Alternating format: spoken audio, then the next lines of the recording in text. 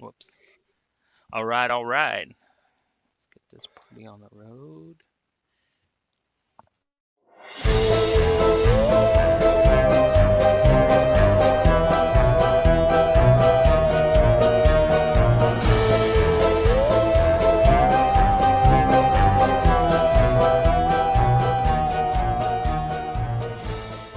Bang buzz.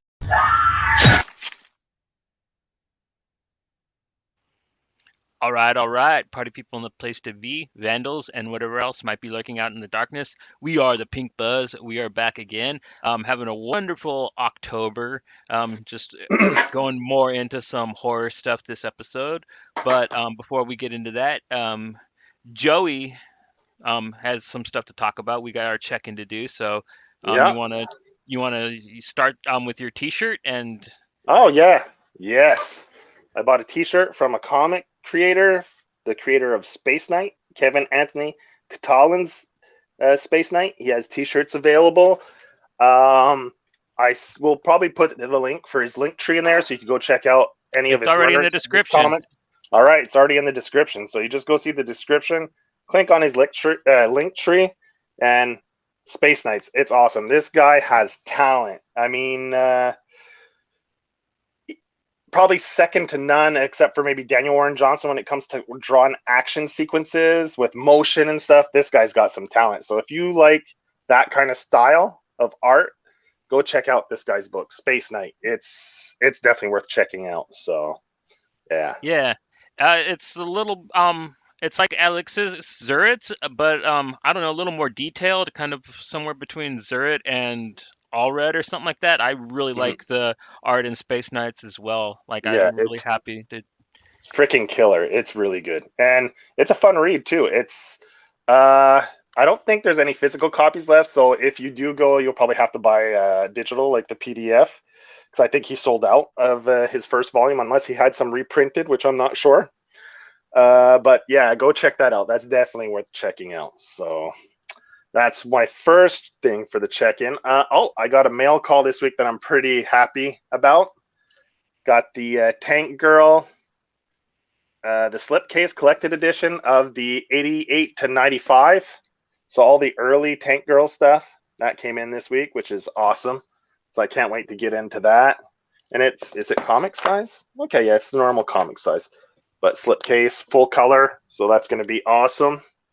Then I read a few floppies. I read Pink Lemonade. I got to that. I went to the shop and picked up my books this week, so I got that. That's really good. That gives off. If anyone's read Madman, it definitely gives off those vibes. Style-wise, art, story-wise, it follows similar beats. Like Johnny was saying, like the characters, like innocent. The protagonist is like lost, innocent, like oblivious to like the world around her, and she just wants to be a good person, be a hero, but does things that create these wacky scenarios where it creates problems. And anyway, it's really good. It's definitely worth a read if you've enjoyed stuff like Madman. That check that out. It's a fun read. It's a little different than the other stuff that's out there right now, so which is nice and refreshing read. Uh, Actually, I'll do a horror. Then I have a couple horror books. I read the After School #3. Uh, this is a Skybound anthology horror series where you get new creators on each issue, and so far everyone has been great. And this one is about a little autistic girl and her older sister and their relationship, and there's a home invader, and then all kinds of crazy stuff happens. So every single one of these issues so far Who have wrote been. that? That sounds This like a one, Cadwell story. this one is Jill Vogel is the writer. I don't know. Anyway, a lot of them they've gotten people that have worked in like wrote screen like writing rooms for TV shows or movies or screenplays, and they Okay. match them up with artists, and then they come up with like these one shot stories. Like it's an anthology series, kind of like similar to well, maybe not as like Silver Coin or Ice Cream Man, because there's no There's no common thread from one to the other. Each story is completely independent from the previous.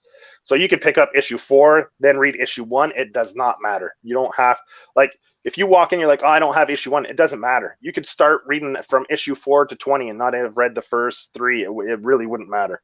I mean, it's pretty good. So those books, you could just pick up any random number. They don't follow. So you can start with number 3, even if you don't have 1 and 2. After that, I have the DC Horror Presents Sergeant Rock versus the Army of the Dead. And what's great about this book? Well, there's 2 things that are great about this book. One, it's written by Bruce Campbell, the legend himself, and it's drawn by another, some of us might call him a legend, or definitely an amazing artist in the comics medium, is Rizzo. Eduardo Rizzo, who worked on 100 Bullets, yeah, Moonshine, all kinds of good stuff. All kinds of stuff, yeah. So he's working on that. So it's nice to see him on another book. And the first issue was really fun. It's nice to see what Bruce Campbell in that kind of role, like in a writing for comics type thing. And he seems to be hitting the beats, man. It's really good, and teamed him up with a great artist. So I'm really looking forward to. That's a 6-issue series. So hey, I'm Joe, really you did pick up Collie, right? Wes Craig's new book. No, not yet. Not yet. Yeah. I want to check it out, Richard. I haven't checked it out yet, but yeah, I love Wes Craig. Oh, there's another. Where is it? It's right here. Shit, where is it? I have it here somewhere. Just a sec. It should be here. That book I was telling you about last week, Johnny. Where is it? Oh, no. I thought I brought it up. Damn it. The one from the creators from Monster. The new... Eats the Dead? Eats the Day or Eats the Night? Is that what it's called? Anyway, I picked that up yesterday at the comic shop, so I got that. That should be a really fun read. I was sure I had it up here. Anyway. Oh, well. I love Sana Takeda's art, so I just can visualize how beautiful it is just being a huge Monstrous fan. Yeah, I thought I had it up here. I guess not. I guess I left it downstairs. But I know I cleaned up. Anyway, it doesn't matter.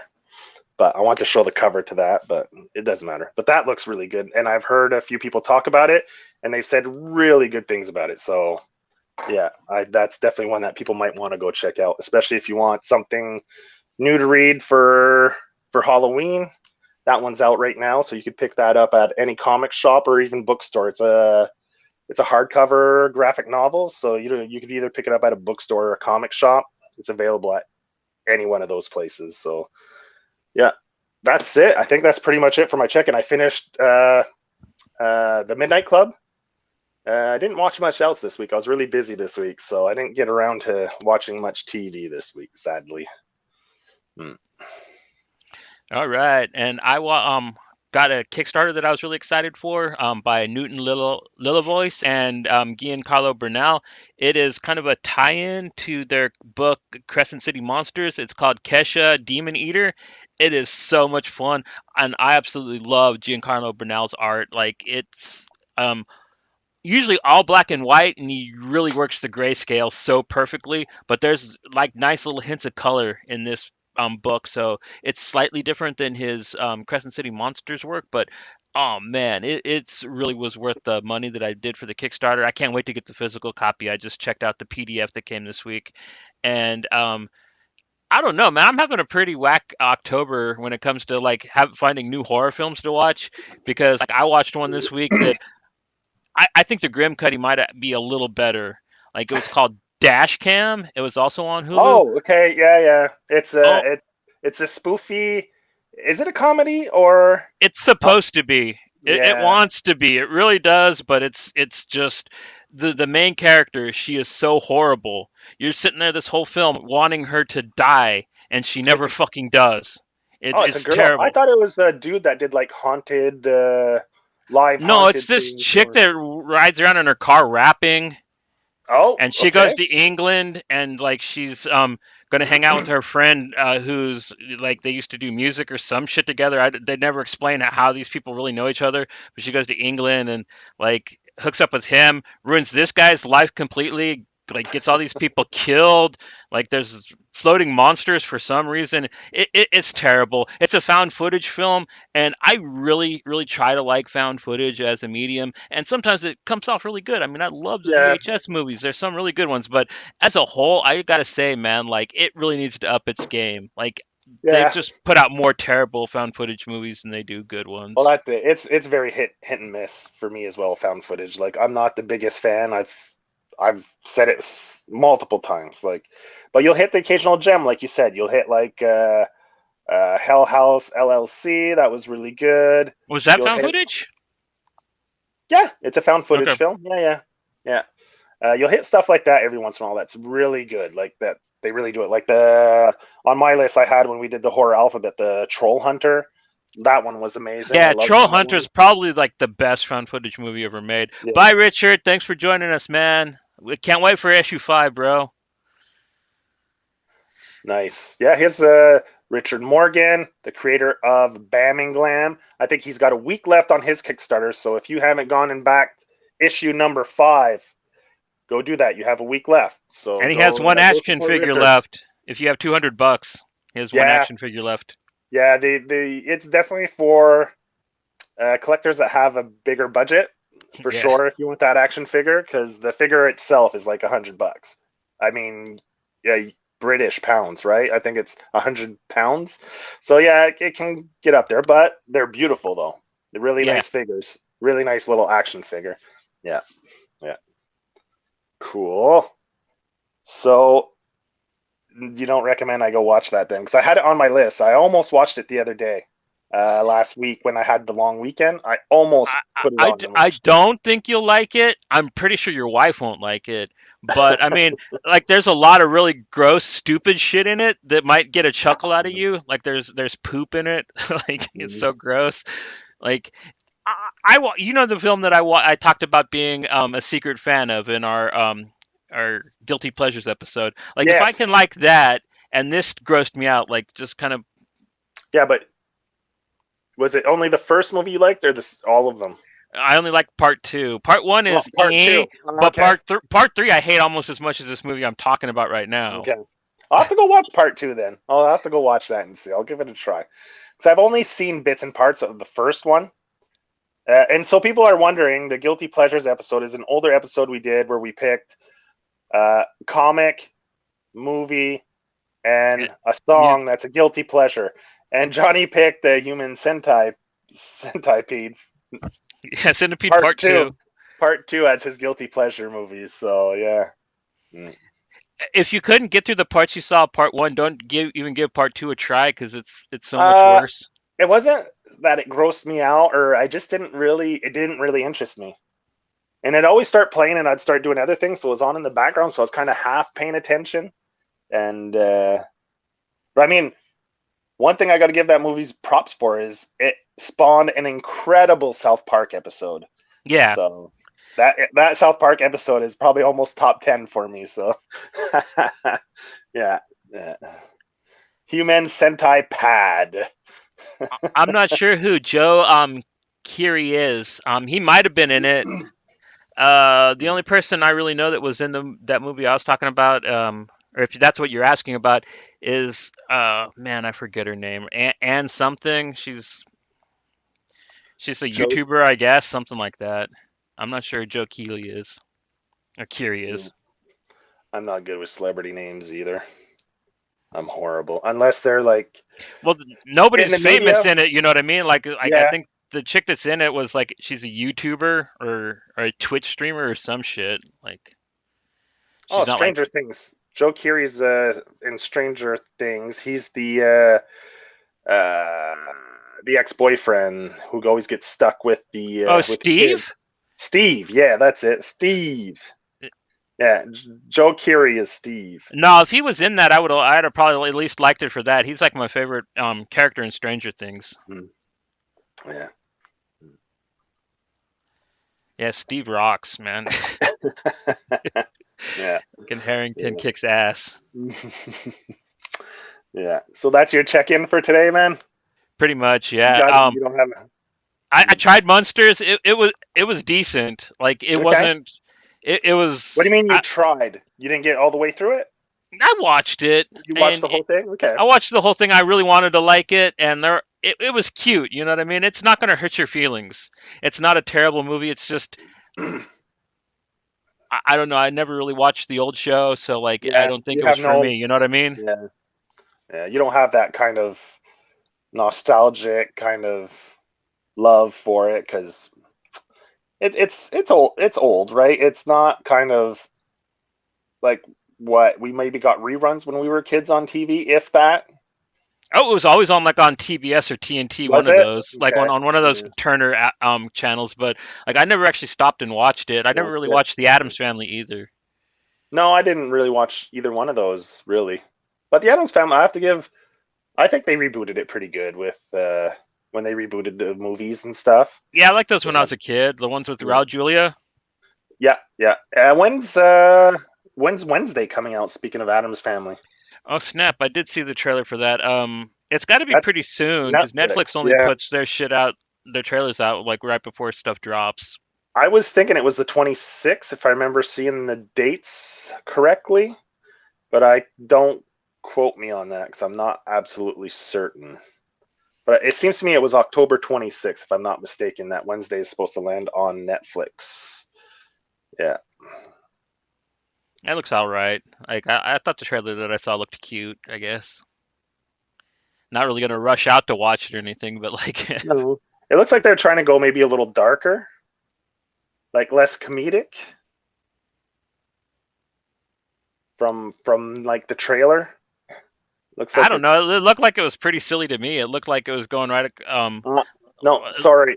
Series premiere is November 23rd, not October. November 23rd. So it's in Wow. another month. Yeah, it's in another month. They kind of miss. Don't you think they should have put it at least so you get at least one episode? Like get it in just before Halloween? Yeah, but Netflix don't do one episodes, man. Like No, but I mean, so people could maybe start watching it before Halloween. Like, it'd probably garner more interest if you got it in right before Halloween. People yeah, I watching mean, because they're looking for Halloween stuff to watch. Don't you think it would bump up the clicks, the viewership, if they would have done that? I don't know. yeah, I I think don't that's really, I don't really think of like a Adams Family show after Halloween as a good idea. You know what I mean? Like it yeah, doesn't really like have because bad. like I don't know. Someone that's at dropping Netflix, like right before yeah, Thanksgiving, right? Like yeah, a like when couple all the days. Christmas, yeah, all the people are switching gears into Christmas mode, and you're putting out this Halloween shit. I don't know. Netflix seems to have dropped the ball there. I find not someone in the marketing department. Better get fired, or not better. I don't want to wish anything bad on anyone, Yeah. but maybe put them in a different department because marketing probably isn't their thing. Mm. All right, man. So, what do we have on the docket this week for today's episode? We're just gonna talk about genres of horror comics and some of our favorite picks from those. Um, I, Yeah, I I thought we were doing lists, but you kind of only have a few. So yeah. yeah, You go. You started off each category, and I'll chime in. Maybe as you're speaking, it'll you know make something click, and I'll come up with some extra ones as you're going. You know what I mean? right on. On the Okay, fly, baby, on the fly. okay. Since it's the first one I did, like I'm gonna start off with body horror, Nice. and yeah, like what really comes to mind first with that is the comic Spread by Justin Jordan and Kyle Stram. Just the way Stram draws like the meat tentacles with the thorns just coming out of the snow and just like engulfing the people and like the people pop exploding and turning into like the vines themselves. It's just so perfectly rendered. I've never seen a Mhm. body horror comic that just looked as gorgeous as this one does. Yeah, And it a great pick. That was good. We covered the first trade on one of our previous episodes, and I really enjoyed that series. It was like you said, the art is fantastic. The story is weird and like yeah, it's a bizarre, and it takes place. It's weird when a story takes place like I don't know why winter setting. and body horror. I don't know if that's everyone just takes those beats because of the Thing movie. Okay, if you do body horror, creature type stuff, you got to set it in a cold, desolate, kind of isolated environment, which makes the creep factor even, more creepy and sets the atmosphere. I don't know if that's what it is, but yeah, Spread hits all the beats for Yeah. sure. And Yeah. like it's got great characters, like the main character, no, he's just so badass. You got Mm. Molly, the crazy lady that protects the baby. Yeah. And it's just Yeah. it's such just a beautiful, just fun adventure book, but with lots of great gore and really good body horror to it. Mhm. That's one that really comes to mind first. And then I really love another one that it's not like it's nowhere near as gory, I would think, as Spread, but it gets to me way worse because of the surrealism of it, and that's Junji Ito's Uzumaki. Just the Mhm. idea of being taken over by spirals and the different ways that that can just contort and just distort the human form. The way he does it in that book, it is utterly mesmerizing. It's terrifying. Like the Jack in the Box kid with the spring that comes out of him and shit. Like, and the girl with the hair. Like all the just different weird things that he came up with to infect the human body with the spiral. Like, oh my god. Like, yeah, Mhm. you've read that, right? No, I haven't picked that one up yet. Oh wow. Have you read Yeah. any of Junji's work? Because a lot of it's Uh, body horror. I Like have. What's the one that came out not too long ago? The Not Dead Yet, or what's the title of it again? I forget the title. Uh, anyway, it doesn't matter. yeah, It's it's all good. yeah, it's his stuff, right? So yeah, he's good at all that. I think he's probably what this like he's the equivalent of Stephen King when it comes to horror in Japan, probably, or even Junji better. Ito, yeah, I'd say Yeah, he's like the man. Hitchcock of Hitchcock, Japan yeah, the because Hitchcock. his Yeah. stuff's a little more, I don't know, tasty, classy, classic Okay, type of monsters and okay, yeah. unnatural weirdness, unlike King, who's I don't know, like more visceral, more I don't know. I would put Junji Ito more of like a Hitchcock or a Ray Bradbury type A character lot than more King, though. psychological elements to it than. Yeah. Yeah, I get you. I got you. Yeah. Mm. Plays with the psychology, the yeah, gets in your mind, gets the gears turning there, gets you thinking in creative, disturbing ways. And then I have two more that I'm going to bring up that really get to me. They're very similar though. That's why I'm going to kind of put them together. One's very like underrated Jeff Lemire book, if you ask me, which is drawn by one of my personal heroes, Family Tree, which is a really off-putting book about people who become plants. There's an infection and it makes people turn Hmm. into vegetation, and it's very Hmm. off-putting. Like, And that's and Hester, right? Or yeah, Phil Hester. Bill Hester draws that, yeah. Yeah, Philip Hester, the master himself, one of Hmm. my all-time favorites. And then, kind of branching off of that, I have Deep Roots by Dan Waters. It's the second Vault book I ever read, and that one it's a little more action-packed. It's kind of more of a I don't know, more of a Vertigo type story because like it goes in really kind of a Grant Morrison type way. It gets really hippie with its messaging with the girl that took mushrooms and ends up in the same place and has to fight behind the curtain of what's really going on with the vegetation taking back over. It is a very metaphysical, very just wonderfully weird, warped book. If you've never checked out Deep Roots by Dan Waters from Vault Comics, it is such a beautiful, just bizarre, wonderful horror comic. Mm. Cool, cool. So that's your five. I did four. Like I have one Four? Yeah, more, that's but fine. like I'm gonna skip it Okay. Why?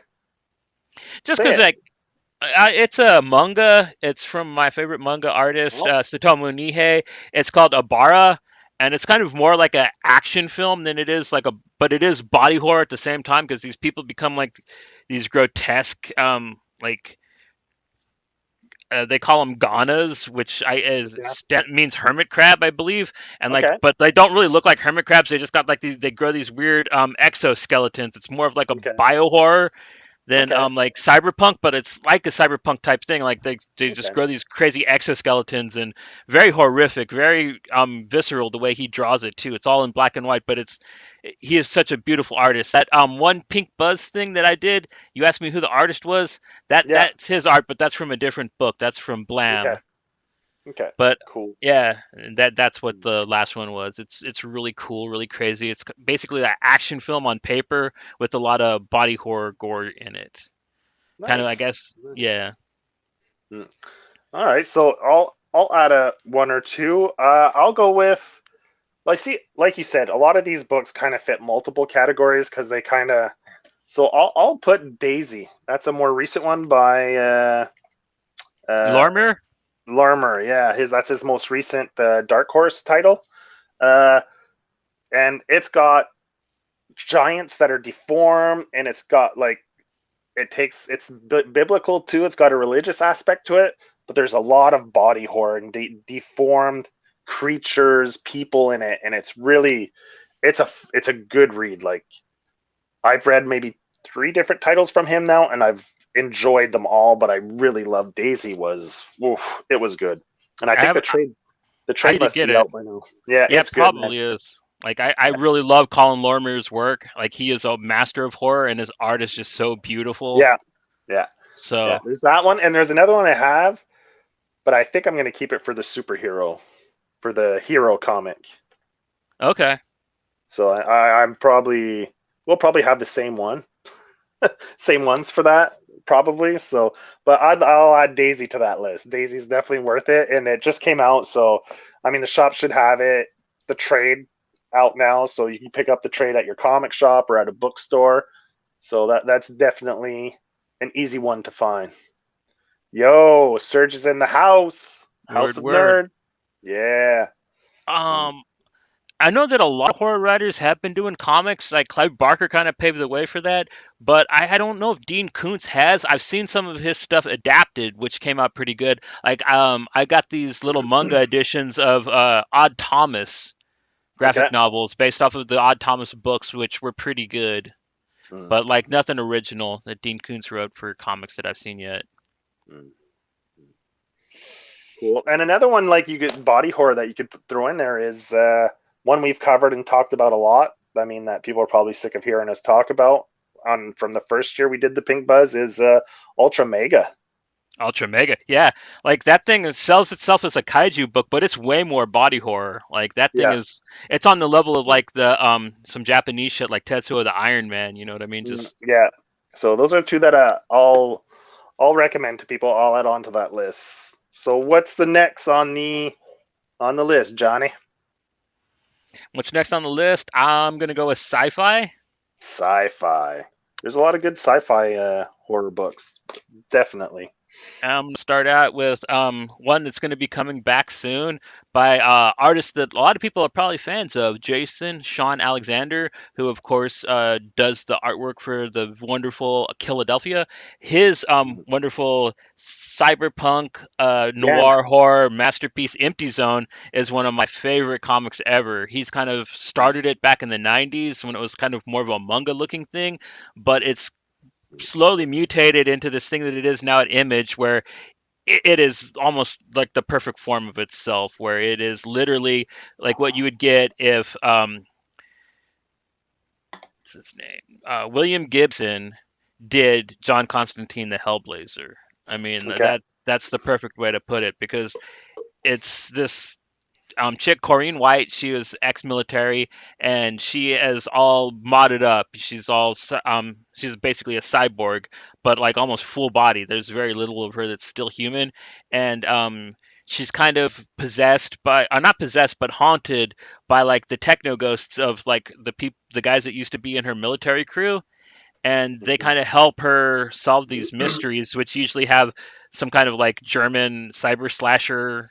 Like that's one of the things that she had to Yeah. fight, and they're really cool. It's like I said, it's very Hellblazer-ish, but like it's got a very heavy William Gibson cyberpunk slant to it, and it's just rendered so beautifully with Jason and Sean Alexander's art. Just such a Yeah, he's pretty good. He's definitely he's got a nice, like, the heavy dark inks. Like, his style lends itself so well, like, to horror. Like, his art gives like the perfect tone to any. If you want to tell like a horror style story, like, his art definitely fits the bill. And after that, I have a very underrated, kind of unknown Garth Ennis book from Avatar Press called Caliban. And this one I like a lot because it takes a departure from his normal stuff, and it's not crude sex humor, and it's not overly gory. It's just a really really good kind of I don't want to say alien-esque, but there's nothing else to compare it to, like space opera drama, but with like this monster that's chasing them around the ship. There's nothing. It's hard to avoid the comparison, but I think it very wonderfully does that, and I really like just the monster in it. It could have also fit into body horror too, because it's got several elements of that. But I really liked this book because it took me out of my normal Garth Ennis normal zone, and kind of showed me that like he could be a little serious when he wants to, not just when he writes war stories, but his horror stuff doesn't always have to have things going in people's butts and stuff. You know, Yeah, some people like that. That's their thing, like that chess guy. You know, yeah. Or he, he probably likes he I saw you probably just likes. recently got the book The Pro. That's got some of the worst of that in it. Uh well, it's part of the 30th anniversary series that Image is putting out. It's a bunch of little stories, and the Oh, last okay. yeah, and the prose in one of the little short stories in it. So Okay, yeah, so it's it's a a return of six that issue. character. It wasn't Yeah, actually it's a okay. 6 issue mini series where they get all creators to come back and redo like short stories, some of active, some of past books, and they just come in and do another story for the 30th anniversary of Image. Yeah, Okay, and next up, I'm gonna do Death Orb, by yeah. Ryan K. Furrier and Alejandro Aragon. It's probably one of my favorite books of the last couple of years. I absolutely just love the perfection that they nailed with this book. It's got the whole the Mad Max exploitation style to it, with some really good giallo horror to it. It's a very very good grindhouse blend of all kinds of things, but updated at the same time.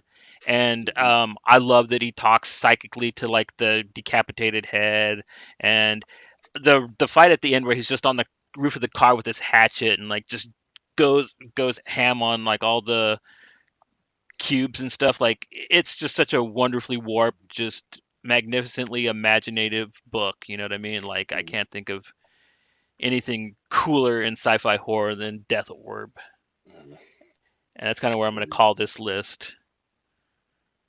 Cool. So sci-fi. Uh, I'll have to go with what's the one that Cullen Bunn Unearth? Yeah, Unearth with Unearth. him That's and kind Kyle of Stram. Yeah. yeah, yeah. That's the one where they go underground and they find this alien type organism that it's kind of like a body snatchers type deal. Anyway, it's a fun book. It's really cool. It's weird. Uh, I think it has full frontal on it as well. There's one scene where there's anyway. That's not important. But I think that one they just wrapped up another arc on that like a few months ago, I think. So yeah, so I think there's probably two trades out for that right now. So there's two arcs. So go check that out. That's Colin Bunn, and yeah, that's a good one. And one that we never really talked about on this show uh, is probably I like the for TKO, the Jeff Lemire book, Sentient. Yeah. I really enjoyed that one. That one's more of an the horror is more atmospheric. Yeah, Like I'd it's put it not on like a thriller, but like I'll let you have it as a yeah horror. yeah because it takes place because it's kind of got like that 2001 Space Odyssey where you're not sure the AI, like, are they a villain? Are they good? You don't know. Like the AI is kind of it's ambiguous, right? You think, okay, the AI is going to turn on them and kill them. Then you have the human aspect of people when they're in distress. Do they turn on each other? Do they come together? You have that element. It's trust, like within a group. It touches on a lot of different little elements. And um, who's the artist on that one? Gabriel Walta, and man, is Walter. this art Yeah, beautiful. the art is beautiful on that. Walter, yeah, his art is fantastic on that. So that's another one. If you haven't ever read any TKO books, that's a solid one you could pick up. That's actually really good. Like that'll be my It's like everybody I know's first TKO book. Like well, it was part of the first wave, right? Or was it that the second, second wave? Second wave? Okay. Okay. Because Ennis's Sarah was so first wave. that was part of the first wave. Okay. All right. Gotcha. At this point, they have so many waves out. I don't think it matters anymore. They're just a publisher now that just puts out books. Yeah. Yeah, they don't do like I don't think they do drops like they used to anymore. I think they just kind Yeah, of release on a schedule. yeah, Maybe. that's it. I don't know. I haven't paid too Yeah. much attention. Like I'll Mm, just see books that pop out, but yeah. mm, mm. All right. So what's next? What's your next category? I'm gonna go with supernatural. Nice. And I'm gonna start off with a book that I just recently reread for this, and it's called Wolf. It's by Alice Cott, and it's also kind of a John Constantine Hellblazer type thing, but it's about this ex-soldier who is immortal, and he kind of solves these occult and horror mysteries in LA, and he basically has to protect who he believes is the Antichrist until he can work out this whole double cross thing that he's got going on.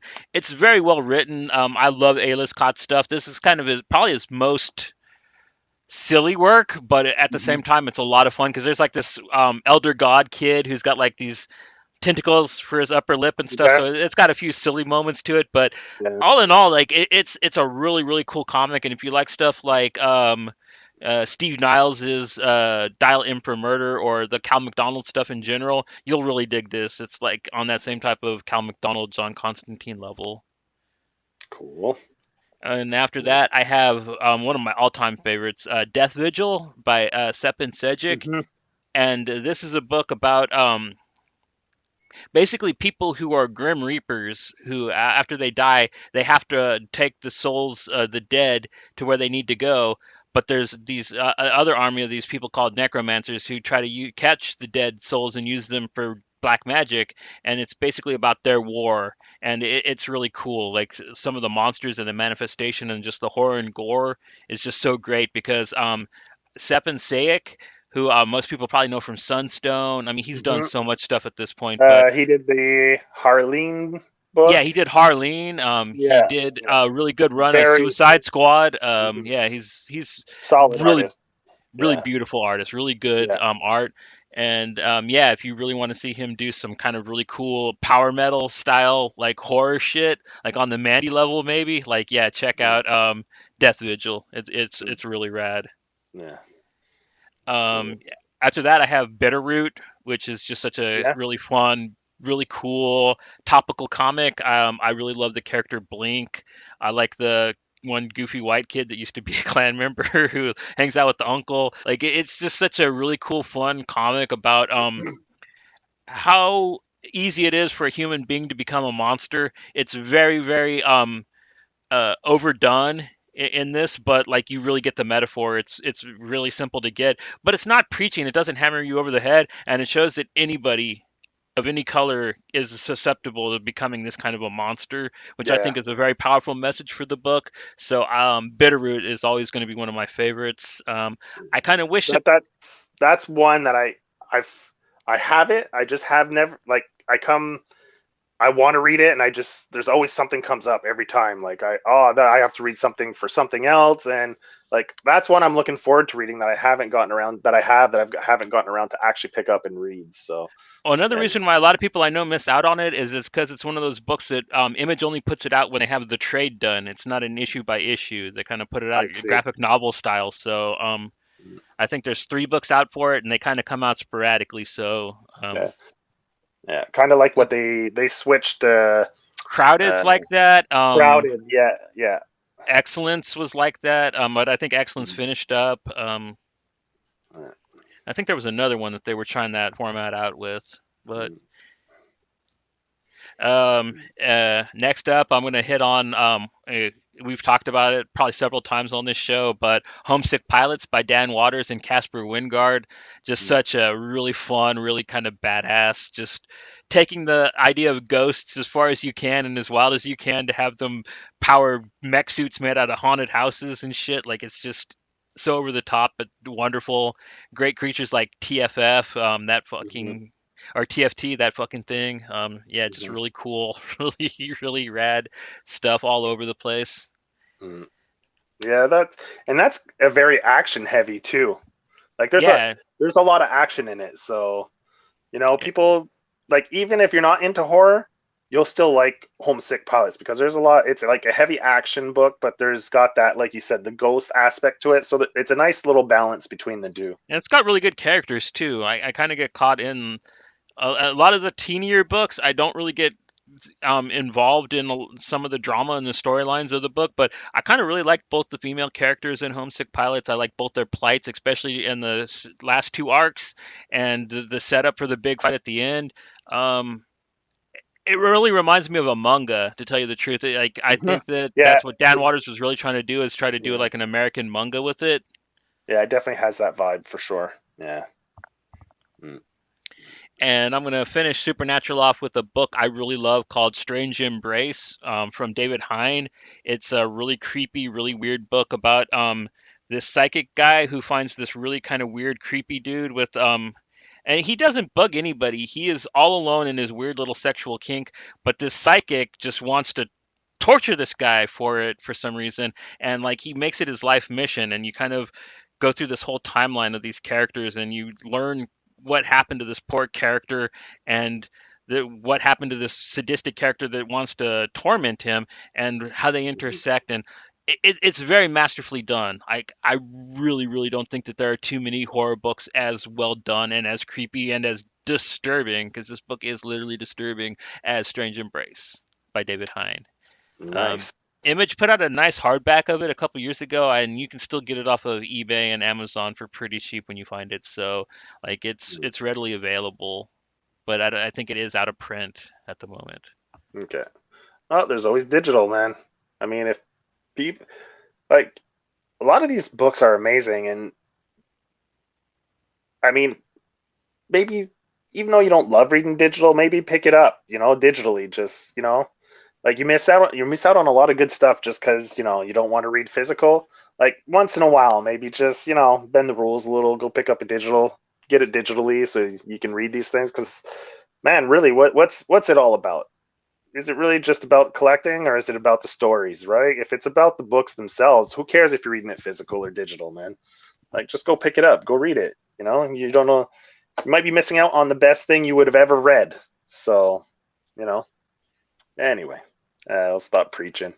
Yeah, Fulci ain't here, man. Yeah, that's it. All right, so I guess I'll add my 2 cents in here. I'll go with Infidel. I mean, you could categorize that as maybe a ghost, but I mean, supernatural ghosts kind of fit into supernatural, so I'm going to go with Infidel. That was a pretty fun book by Pornsack, Picture uh, coat. Pitchcoat, yeah, and Aaron Campbell. Love that guy. He's a great illustrator. He does the art on it. Like I put him in the same category as Sean Alexander. What's it? Jason Sean Jason Alexander. Sean Yeah, Alexander and Aaron Campbell. I put them in the kind of the same category for like dark, moody style that fits perfect, fits the tone for any like more serious, somber, you really want to set a good atmosphere for a horror book where it leans a lot into the atmosphere, like Aaron Campbell's excellent. Yeah, if He does an excellent job. the Yeah, little dick ghost doesn't freak you out, you ain't human. yeah. That one's a great one. I think it's just a 4-issue miniseries, so it's a quick read if you pick up the trade. It isn't super long. A great story. You can get through it fairly quick. Yeah, and if you like Star Wars, there's a few little Star Wars references in it too. So yeah, that's a good And it's one. got a great message too. It's not overly preachy either. It No, honestly yeah, looks keep at it both mixing. sides of an argument, and Yeah, it nails it in my opinion. yeah, yeah. Mm. Like sometimes you gotta look at things from both sides, right, to Yeah. understand each other. And if you don't, then we're always going to be at a crossroads, right? We're always going to be, people are always going to be button heads if they can't relate or come from the other person's point of view. And if we could both get on each side of that, then I mean, we could resolve a lot of problems, but people just aren't willing to do that, sadly. And this book definitely touches on that in a beautiful, like you said, like subtle way that's not preachy, like you said. And It actually gets scary in some parts too. yeah, it's really good, really good. Definitely worth a read. If it's been out for a while, so if you guys haven't gotten out there and picked it up, go pick it up, give it a read. It's pretty good. Um, and the other supernatural book I think I'll go with will be uh, what's it's another Lorimer book. Shit, what's the name of it again? The Hunt? The Hunt. Yes, where you have like the fairy world, and that was a cool. You could fit it into folk. It's kind of folk, supernatural kind of vibe to it, and that was a great story. You have the story with the kid, the daughter who gets the sight passed down to her from her grandmother, and she could see these people for what they really are in the and it's a really great little supernatural kind of folk horror story. And All based off of Celtic myths too. yeah, Celtic myths, exactly. And yeah, so it delves in these creatures of another world that come and like possess or drain the energy from people. And it's got a pretty sad ending, I'll tell you that much, but it's definitely worth a read. Like we said before, Lorimer's got a knack for all that, for just the visual way he tells a story is great. Did he also write that, or was that someone else who wrote that? He wrote and drew that one as well, Yeah, right? he wrote and drew that one. The one that Yeah, he did that somebody else wrote is called The Hunt. It's really good. Not The Hunt. It's yeah. called Harvest. Harvest. Okay, yeah, It was another H word. My bad. I yeah, yeah, totally booped. yeah. That's another one that's kind of netherworld kind of. It's good. It was good. Yeah, we covered that one not too long ago. So, yeah, just before the holidays. So what's next, man? And next up, I think we're gonna do comedy. How's that sound? There we go. That sounds good. All right, I'm gonna start off comedy with a book called Todd, the Ugliest Kid on Earth. It's an old Image book. It's humored a bit like you read Bomb Queen, right, Joey? No. No, I think Fred read Bomb Queen. Never mind. Okay, well, this is really kind of like raunchy, over the top, gross out. You'll like Todd, the ugliest kid on earth. I'll just say it like that. It's basically like this kid who is so ugly he just wears this bag over his head with little eyes cut out. Really cute cartoon caricature, and he's made fun of all the time, and he gets framed by this slasher for killing these other kids in his neighborhood, and he goes to jail, and he like all this weird stuff happens to him, but he kind of works his little weasel magic to where like he almost gets revenge in the end, but Mm, it's just really gory and over the top and just really great deaths, like in an era back when people really didn't give a shit and like would tell raunchy stories like that, um, mm. in a way that's not trying to be messagey. It's just supposed to be gross and fun, you know what I mean, and Yeah, over yeah. the top, and I Like, appreciate it for that. mm, cool. Next up, I have a book called Creature and Doll by Rick Remender. It's one of his first things, and it's kind of like this whole punk rock thing where like this girl gets kidnapped by these ghouls, and basically she gets rescued by this Frankenstein monster type dude, and like she gets roped into like this kind of underground war in this weird city, kind of like a really like a Walter Hill version of that old '80s show Beauty and the Beast with Okay. Ron Perlman, but like Hmm. with a Frankenstein guy. But it's more punk rock. It's like if Roger Corman did it. Like I really liked the book. It only did one arc, but it was I think one of the first things Remender did for Image, if I remember Yeah. correctly. And yeah, it's just a total blast. I think you'd really like that if you read it. I'm gonna bring up, of course, Nail Biter. Yeah. Yeah. Nail Probably one biter. of the most fun, funny horror comics that's ever come out. Josh Williamson totally killed it with that. Yeah. It's just such a beautiful. I didn't like the return as much as I wanted to, but like the first Okay. six, it, first arc run, such a Hmm. beautiful book. And I'm going to Yeah. finish it off with Garth Ennis's Chronicles of Wormwood, which is an Avatar book he did about the Antichrist and about his friendship with Jesus Christ as they're resurrected on Earth. And like basically, like their parents want them to start the apocalypse, but they don't want to because they hate their parents for what they made them do and how they treated them in their past lives. Mm. So like it's kind of like this rebellion book, while at the same time it's totally Garth Ennis doing a religious horror allegory. So it's completely Yeah. disgusting. But it's him at his best, and it's him at his because Avatar never told that man no. There's literally a guy with a dick for a nose in this that jizzes every time hot chicks walk into his bar. Well, So like, and then when I was doing I was looking for pics to do the intro. What's the little bunny? The crazy oh, shit talking rabbit. What's Jimmy that? the Rabbit, that's a Yeah. rabbit. Like he can use his Eldritch magic one time a day, once every day. And Okay. like once he brought this rabbit back to life, he saw it get ran over, and like it becomes his best friend, and it just hangs out with Mm. him and talks to him and drinks with him and gets into all the trouble with him and Jesus. And Okay. it's just yeah, Jimmy the Rabbit's fucking awesome. That's cool. Mm. Yeah. That was your last one? Yeah, that's my last one for Okay. comedy. All right. I'm gonna go with the usual one that I've talked about several times, Count Crowley, Midnight Monster Hunter. I love that one to this day. I still love it. It's a great book. It's kind of like if Svengoolie became an actual monster hunter, right? It's kind of cool.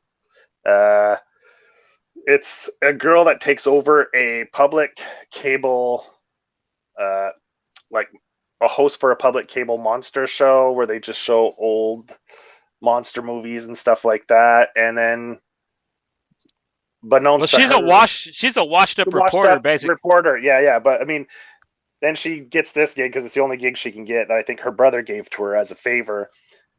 And unbeknownst to her, monsters really exist. And in her stupors, she ends up having to fight these monsters unknowingly until she starts to realize what's going on. It's pretty good. Like the beats throughout it are funny. It's fun.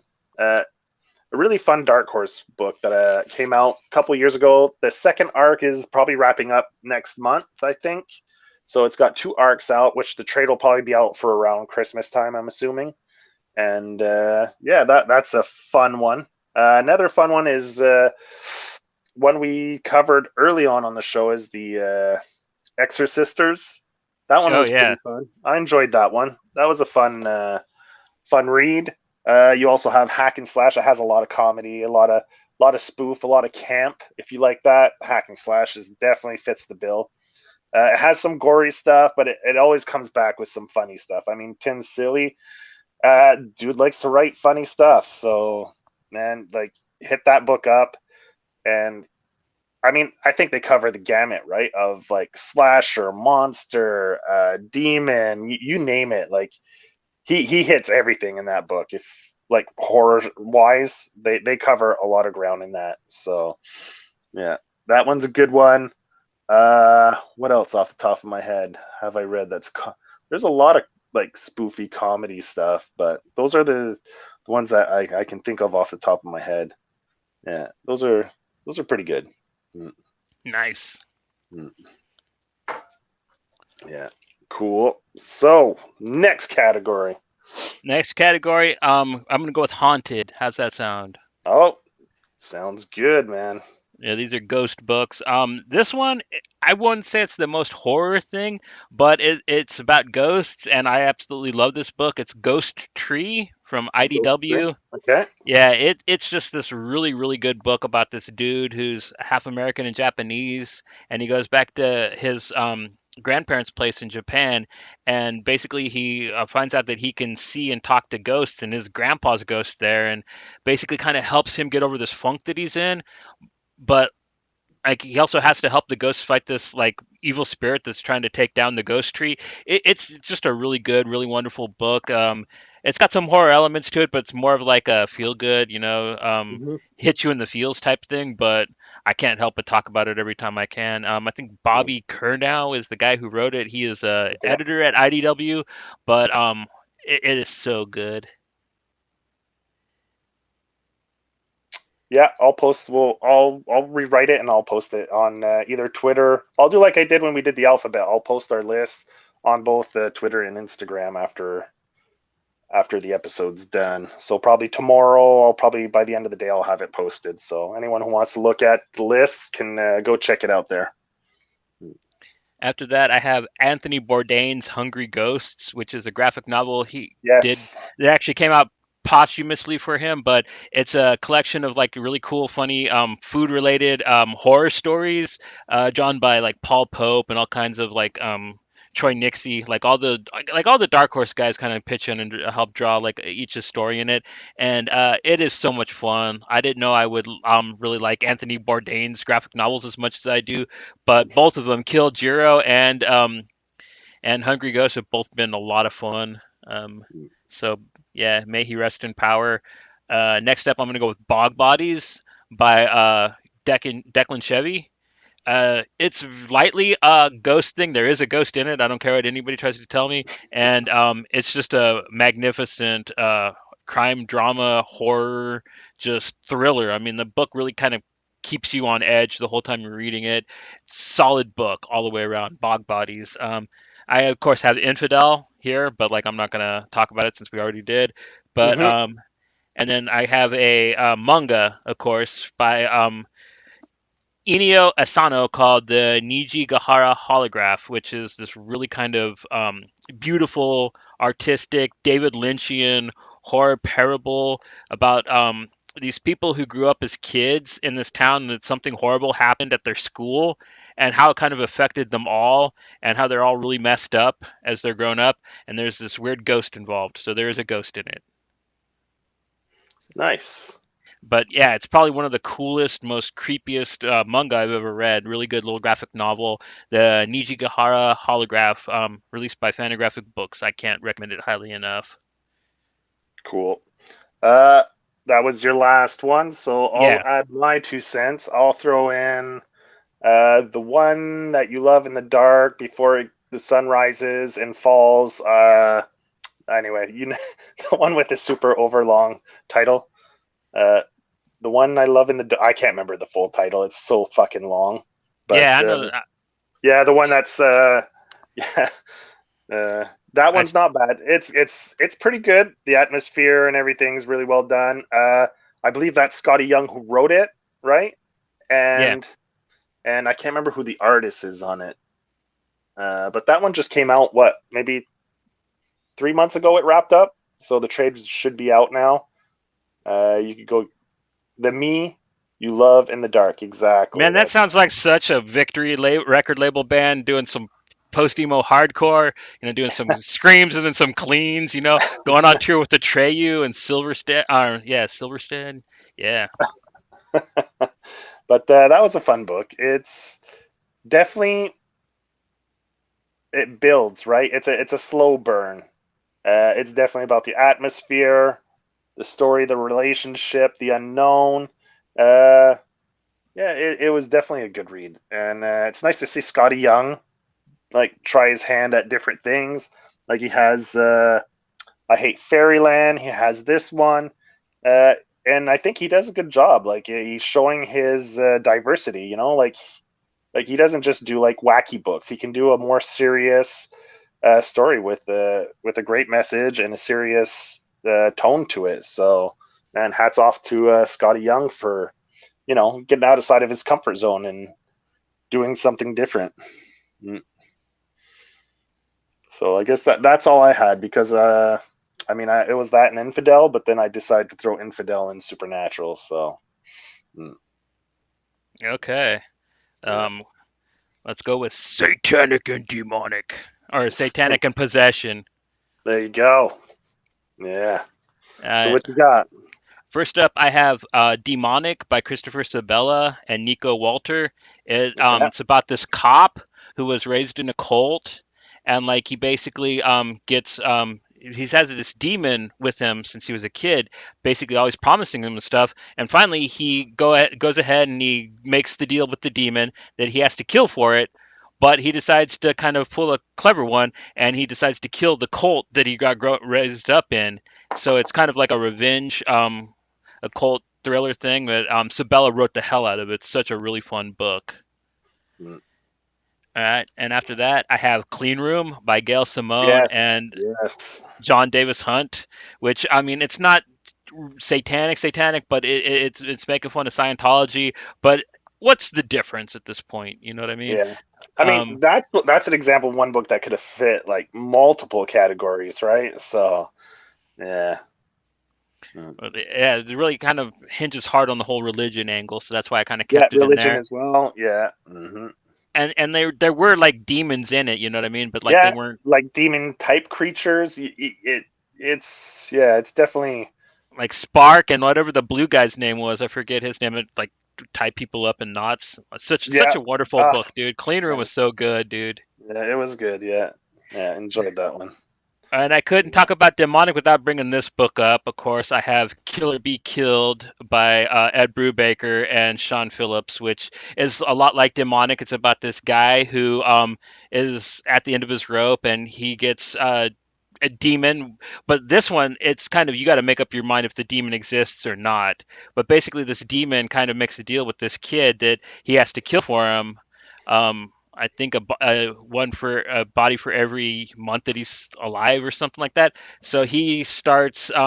He takes a mask and a shotgun and kind of goes and does his thing. But of course, it's a Brubaker and Phillips thing, so it's wonderfully noir at the same time. And yeah, it's just a beautiful, just gory, wonderful horror book. I love Killer Be Killed. After that, I have a old, like original, like Vertigo book called Tell Me Dark by Carl Edward Wagner and Kent Williams. And this one is about this metal guitar player who played a gig in England and fell off a bridge, and everybody thinks he tried to kill himself. But the thing is there's basically this evil cult that's kind of into some Clive Barker shit that lives in the underworld in underground in England, and his girlfriend joined it, and basically he got chucked off the bridge by something that he kind of learns to find out what it is, and man, it's just a wonderful, warped '90s nihilistic Clive Barker as hell horror thrill ride. Man, I cannot recommend Tell Me Dark enough if you can find it. Mm. This is one that you might need to find digital or look for heavily on eBay. I don't think it'll be expensive if you find it. I just don't think that it's there's that many copies of it floating around. Mm. And last, I'm going to go with Mesmo Delivery by Raphael Grandpa. And this one's about this Elvis impersonator and a washed up boxer who are driving truck through the middle of nowhere. And they get into this blood brawl with these hillbillies. And basically, they end up that they're find out that they're driving truck for Satan himself, and basically the Elvis impersonator made a deal, and it's not going to go well for the boxer. And it's just a really fun, really kind of over the top original graphic novel that Grandpa did for Dark Horse. Um, I think it's only like 75 pages, so it's a quick read, but man, is it just impressive as hell. What was the name of that one again? Mesmo Delivery. Okay, yes, I've heard of this one. Yeah. Yeah. I don't even think it's available digitally, man. What, Mesmo Delivery or Tell Me It Dark? used Mesmo Delivery. It used to be on Comixology, I think, but they don't have it on Kindle. So I don't know how you can get your hands on it. I'm not sure, but yeah, because I remember looking into it to try to get it to read it, and I was having a hard time tracking it down like digitally. So I'm not sure. Yeah, Okay. yeah. But yeah, that's one that sounds cool.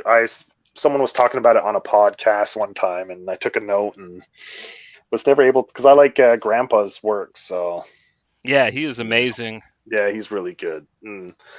I'd like to try to check out anything he's done, but because I think he works in, I He's think he, Brazilian. yeah, he works in like media or animation or something. Anyways, he like moonlights as a comic artist. So Yeah. anytime you can get stuff from him, it's it's a treat. So yeah, I think the last thing he did was that Dark Knight 4, right, with Frank Miller? Frank Miller, yeah, the Child of the Dark Knight or whatever it is. Yeah, yeah, it was a one shot, probably what 64 pages, a double. Yeah, it was like a little graphic novella, I would call it. Yeah, something like that. Yeah, that was really good. The art was so good in it. He's so good. Yeah. Mm.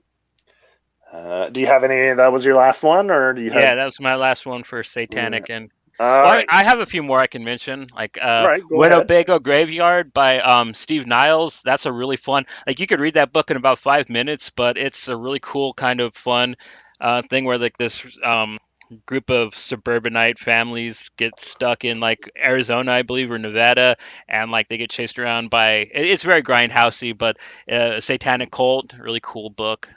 That's another one I could throw in there. Cool. Cool. I'll add Devil's Due. That's a Cullen Bunn book that came out recently for Dark Horse. The story is about I won't say a loser, but a guy down on his luck, not very confident, uh, gets steals through some kind of voodoo or something, steals a demon's powers, and so he has the power of a demon. And then so with those powers, he becomes more confident, more cocky. It kind of changes his personality. He becomes like this figure head for a cult. It's a pretty wild story. It's fun, and the demon sticks around because he wants his powers back. So he's kind of like you could almost fit this into comedy as well. Like it could have gone into the comedy section as well because the demon in it is pretty funny. Like he's the comments he makes, the suggestions, it's fun. It's a fun book. Definitely worth reading. So that's a Colin Bunn book from Dark Horse that came out last year. So the trade, I'm assuming the trade must be out now. So go pick that one up if you can find it. Another one I'll give a shout out to a Kickstarter that's running right now that I got an advance copy of to read is I Took a Hammer to Hell by Matt Garvey. And that's a pretty fun read. And it's just one issue right now. It's on Kickstarter, but that looks like it's going to be a fun series. And it's about a guy who makes a deal with the devil to bring back his girlfriend and a friend he has from an accident.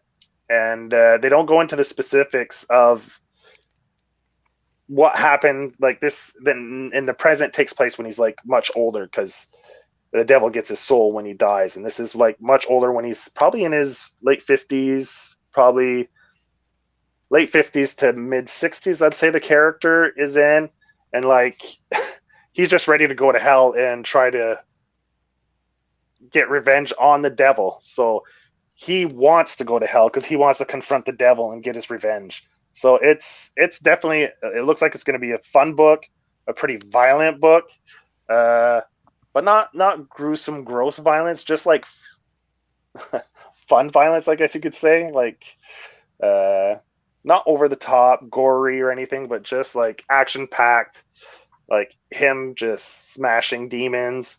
So yeah, you could go check out that Kickstarter as well, and that'll be one that I'll add on. I'll give a little Kickstarter promo at the same time for that. Yeah. Nice. Mm. All right, what's up next? What's the next category? I'm thinking folk horror, man. How you feeling about folk horror? Fucking right, man. There's plenty of that. All right. Okay, first up, I'm going to bring up one of my favorite weird Vertigo titles. This one's written by Mike Carey. It's called Crossing Midnight, and it's about this brother and sister. Like one was born 1 minute before midnight, one was born 1 minute after midnight, and they both kind of get well, when they were born, their dad made a prayer to a old Japanese kami shrine, and basically depending on which side of midnight they're born on, they were imbued with different magical traits from different kames, which are Japanese gods, basically. And when they become teenagers, they end up getting embroiled in like this really weird war, and they get the gods come and get them and make them serve like these weird um, tasks that they're supposed to do. It's really weird, kind of in a Sandman way, but at the same time, it's got like this total like Sion Sono, Takashi Miike style Japanese horror angle to it, J horror. Like Mike Carey really nailed it. I think it's a really fun, really kind of overlooked Vertigo book. I really cannot recommend Crossing Midnight enough. Cool. And I have Haunt listed, of course, or The Hunt listed, of course, because I love Hmm. Colin Lorimer. But I'm Hmm. going to skip that and go to Harrow County by Yeah, Colin Bunn, of course, Colin which Bunn. is Yeah. just such a great, wonderful series. I love Harrow County with all of my heart. It's just really good American folk horror type thing about little witch named Emmy and her familiar, which is a boy without skin, which is really creepy because she keeps his skin in her drawer. It's a book that sounds a lot worse than it is, but when you read it, it's almost like I don't know, like you're watching an old TV show just with like these kind of really creepy characters in it instead of like these wholesome characters. So and you kind of just got to learn the whole weird dark secret of what Harrow County is all about and what the Hmm. original witch did when she lived there. Which Hmm. you got to discover if Emmy is actually a reincarnation of her or a different witch. If she's going to bring Hmm. like about this apocalyptic type thing, or if she's actually as good as she appears to be in the series. And like Colin Bunn nailed it. I liked him a lot. I'd read like The Sixth Gun and Damned and a few of his things that he did at Oni. But Hmm. like when he did Harrow County at Dark Horse is when I really was just like, fuck, this dude is good. This dude is good. Hmm. Uh, And after that, of course, I have And Then Emily Was Gone by Hmm. Sean Lees and Ian Hmm. Laurie. We've talked about that a bunch on this show already, but Yeah, we it, try to push that book anytime, any chance we get. We try to push that book and recommend it to people because it's that good. fun spin on Scottish Celtic folklore. John Lees kind of does his own thing with it, but I still count it as folk. Yeah, yeah, it's definitely based on some folk tales and stuff like that that he reinterpreted into his own little story. So yeah, that's And awesome. then I have the first Source Point book I've ever read. It's called Wild Strawberries at the End of the World, which is this really kind of cool crime story that about in uh, South Korea, where like this guy returns to his town and finds out this girl that he grew up with died and stuff, and she wasn't the type of person to kill herself or anything. So he kind of gets visited by her ghost and these other ghosts and stuff, and finds out like what happened. Kind of reminds me of that movie Lady in White. Did you ever see that like old '80s movie, kind of with the ghost with the murder mystery in it?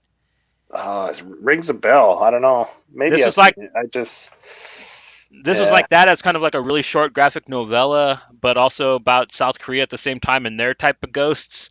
Really kind of really beautiful, really neat Hmm. cultural story. I really liked it. It kind of taught me stuff that I didn't know about, like a culture I already thought was cool. Cool. And that's folklore from Johnny. What's Joey got? All right, I'm gonna go with a kind of a witch story as well. I'm gonna go with Rachel Rising. Love that book, and anytime I can try to recommend it to people, I do. That's a Terry Moore. Terry Moore book.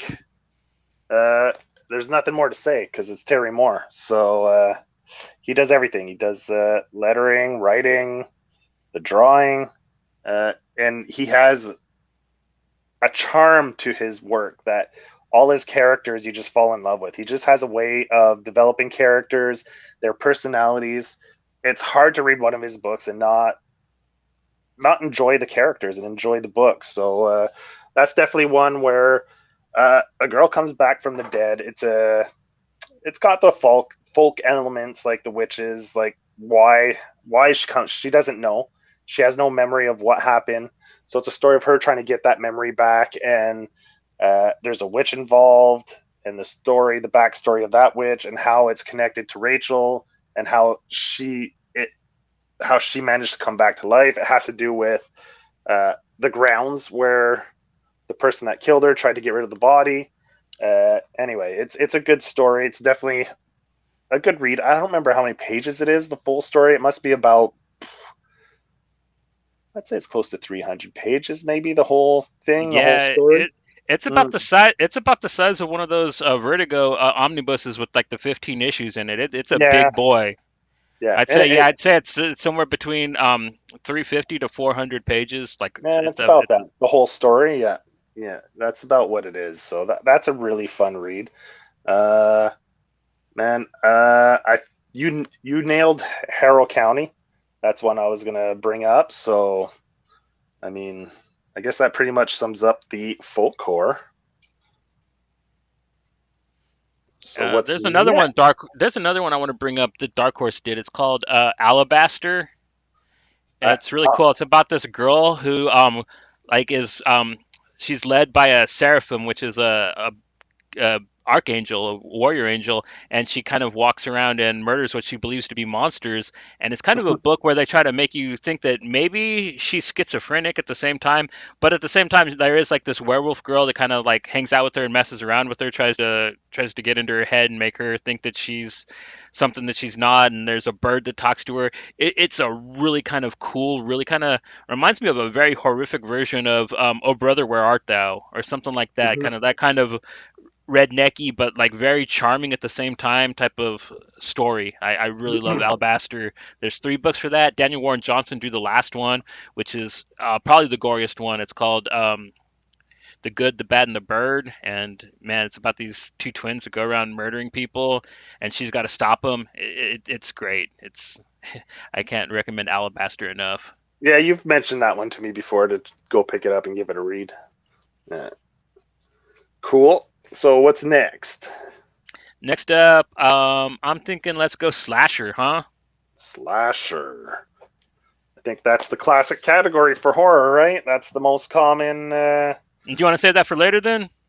No, man, we can do it now. It doesn't matter. Okay. Now, later, what's the difference? I mean, I'm going to start it off with the very original one, like the title. Um, it's Slasher by Charles Forsman, and this book messes me up every time I read it. Like it's it, good.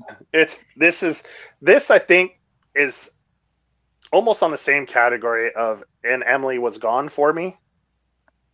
Like the vibe, not necessarily the story itself, but the way you feel when you read it. It's kind of off-putting, like you said. It's it well, gets because everybody's gross in it, and yeah, everything's gross. Like it really grosses you it out while is. you're reading it, Yeah, and the art, the way he draws, his very yeah, simplistic art style, it's like Einan Laurie's. It's disturbing in its yeah, own kind of charming way. yeah. I'd put this in the same category for tone, like the tone it gives you, like you say, like as Emily Was Gone, and then I'd put those two, but like if you like Emily Was Gone, you'll definitely like Slasher. I mean, it's not the same uh, story itself. Like one is more folk and the other one's a slasher, but the art style and everything is off the same tone. It's Fulci, he needs a shower after reading it. Yeah, but it's really good. It gets under your skin, like literally. It affects you physically as you're reading it. Like yeah, Yeah. it makes your skin crawl. Yeah, And there's a touch of realism to it too. I mean, it does get over yeah. the top with parts to it, but there are other parts where you look at it and you're like, man, I just heard something just like that on YouTube. On You the know what I news. mean? Yeah, Yeah. exactly. Like like that awkward girl next door. Man, that could be her. Like it could be like someone goes off their meds a little bit and gets these weird ideas.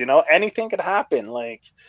And it definitely hits a lot of like very real beats of like maybe little stories we've heard here and there on the news, or it's that's a great pick. I love that one. Yeah, for slasher, and it's an obvious one, like you said, because the title's slasher. So And then also from the indie world, from Benjamin Mara, I have Night mhm. Business. This is really kind of I don't know, man. If you can imagine, like, if the guy that did Hobo with a Shotgun tried to remake Sin City, like, this is what you'd get. Like, it's about like this guy who's a bouncer at a strip club, and like, there's a slasher that's cutting up all his girls. So he tries to find out who it is, and like, basically, one of his favorite girls who got cut, she becomes a vigilante herself, and like, they both are like trying to take this guy down. Meanwhile, all this like really over the top, like horrific stuff's happening. It's way more comic-y and cartoony than Slasher was, but it's just as off-putting. It's Benjamin Marra's got like a really kind of disturbing art style himself. So like if you really like weird indie stuff, especially Hmm. like early canon, like honestly, like yeah, Death Wish 3 style, Hmm. like revenge thriller shit, like you will love Night Business. It's just so trashy and sleazy, but so great at the same time. Hmm. And then keeping on that bandwagon, I'm going with a book by Dan Schaefer called Kill Darlings. This one's about two models that go on a murder spree just because they're bored. One is um, one is a cannibal who Oh, um, who is schizophrenic and is visited by the ghost of Kurt Cobain with a missing head. He basically tells her to do things. And the other one is this crazy Asian girl who believes she's in a video game, and like they basically just do all these awful things, but at the same time it's very funny, it's very topical. Like there's a lot of media bashing in there, like a lot of fun media bashing, you know what I mean, like, but like really cool, really funny topical stuff in it. mhm. A lot of people don't know Kill Darlings, and a lot of people don't know Dan Schaefer. He's a very demented British man who makes wonderful comics and has a great art style. So if you've never checked this out, I can't recommend it highly enough. And then after that, I'm going to tone it down a little bit and go with our homeboy John Lee's brand new, just seminal masterpiece, Dig, which is just so brilliant. It's probably, I'm not going to say it's my favorite Sync thing, but it's damn near close to my favorite Sync issue so far. Yeah, it's really good. And then I'm going to finish it off, of course, with Evil Ernie, my all-time favorite, probably horror property ever, aside from Phantasm. He is just so over the top and so fun, and I love Stephen Hughes' original art. Like the black and white original Evil Ernie is just so beautiful, just so badass, and so fun. I still bust open my old trade of it and just have a good time reading the hell out of it. I do have the See, issues too, but I don't touch them. I have the trade for to read it. yeah, but like you could have put that in the devil one. You could have put that in the humor. Like that book covers. It's very like kind of tongue in cheek. It's it's it's a classic. I think that's a classic '90s book that I mean anyone can enjoy. And like you said, the artwork in it is fantastic. Uh, I think that's a book that anyone could enjoy. Really, Evil Ernie. Yeah. Because it's not over the top. It gets a little brutal at times, but it doesn't. It's tastefully done. It's definitely like kind of got that campy Trash movie style. smash movie style. Yeah, exactly. So yeah, it's definitely a fun read. It's definitely a fun read. Yeah. I was surprised. I was like, you're going through the categories. It's like, oh, he could have probably put Evil Ernie there, and he didn't. So I was wondering when you're gonna pop that one in there. I got my answer now. All right. Was that your last one? Yes, sir. All right. So I'm gonna go with something I just read recently. Because you're saying the other one's kind of like a revenge thriller. Well, I'll go with something that's kind of like a revenge thriller as well. Big Man Plans. This is the one I touched on where the dwarf. I finished reading it this week. I actually read it this week, and uh, people who pick that up to read it, it's kind of a revenge thriller slasher type thing. Torture, I guess you could call it.